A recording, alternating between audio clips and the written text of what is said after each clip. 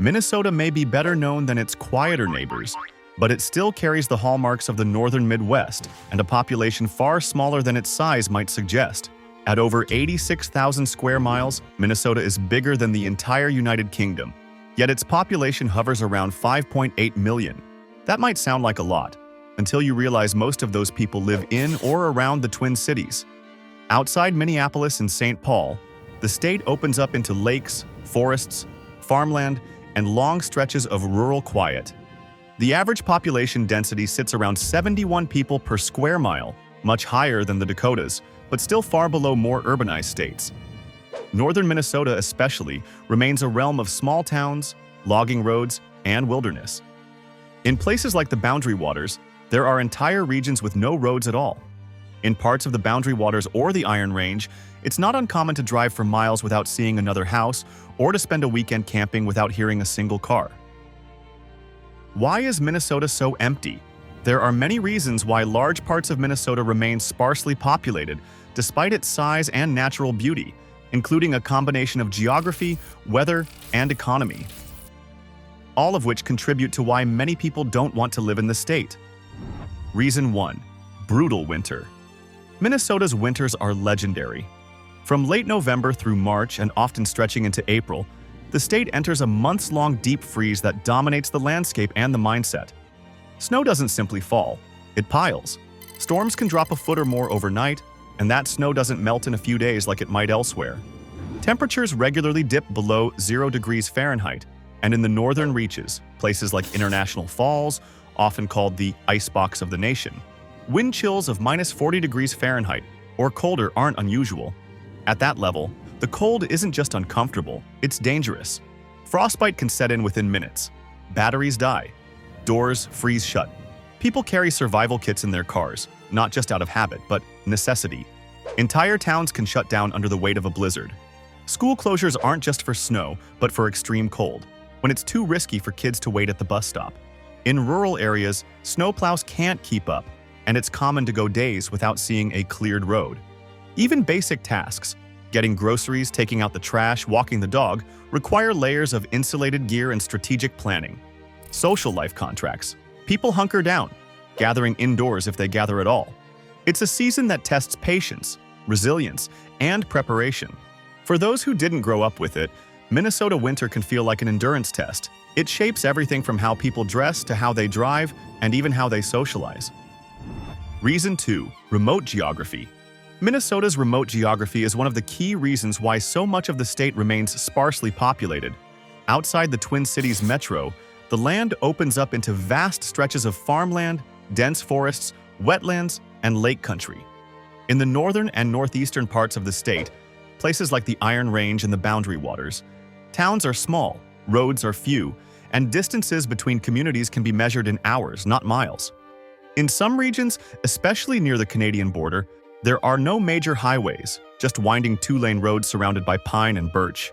It's not unusual to drive for miles without seeing another house or business. Cell service can be spotty, and some areas have no internet access at all. Public transportation is virtually non-existent, and getting to a hospital, college, or airport can mean a multi-hour trip. This level of remoteness appeals to people who crave solitude or a deep connection with nature. But for most, it's a logistical challenge. Jobs, services, education, and entertainment are concentrated far away, making everyday life more complicated and, for some, simply not worth the trade-off. Reason 3. Limited job opportunities. Another major reason few people live in Minnesota is the limited range of job opportunities. In the Twin Cities, the economy hums with corporate headquarters, universities, tech startups, healthcare systems, and one of the highest median incomes in the Midwest. But outside that metro bubble, the economic picture shifts dramatically. In rural areas, the economy is heavily dependent on a few key sectors: agriculture, mining, forestry, and small-scale manufacturing. While these industries are essential, they don't provide the kind of job diversity or economic growth needed to support a large, stable population. Most of the work is physically demanding, seasonal, or low-wage, and it often comes without long-term security or benefits. You won't find booming tech hubs or major financial firms in rural Minnesota. There are few office parks, limited professional services, and almost no high-paying industries outside of healthcare or education. And even those are usually tied to small regional centers. For younger people just entering the workforce, options are narrow: work on a farm, commute long distances, or leave entirely. That's why so many high school graduates pack up for Minneapolis-St. Paul or out of state altogether in search of broader opportunity. Reason 4: lack of services and amenities. A deeper reason behind Minnesota's low population lies in its lack of services and amenities. In small towns and remote counties, the basics that many people take for granted can be hard to come by. Access to healthcare, for example, is often limited to a single clinic or small hospital, if one exists at all. Specialized care usually means traveling hours to a larger city. Mental health services, dental care, and even pharmacies can be few and far between. Education is another challenge. Rural school districts are spread over large areas, with fewer teachers, limited course offerings, and aging buildings. Some towns have lost their schools entirely due to declining enrollment.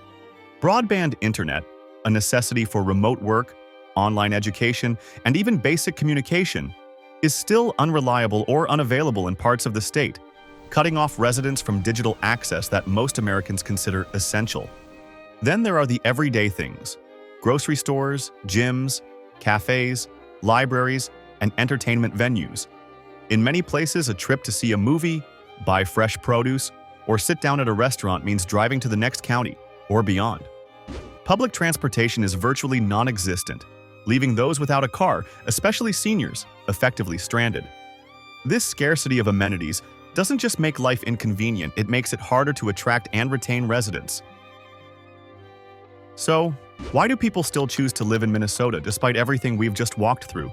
After all, the brutal winters, the job markets that seem stuck in time, and the kind of cold that freezes your eyelashes shut, it's easy to wonder, why stay? But here's the thing. For the people who call Minnesota home, it's not in spite of those things. It's often because of them. The cold builds character, and the quiet builds community. There's pride in shoveling your own driveway at 5 a.m., and in knowing your neighbor would pull you out of a ditch without being asked.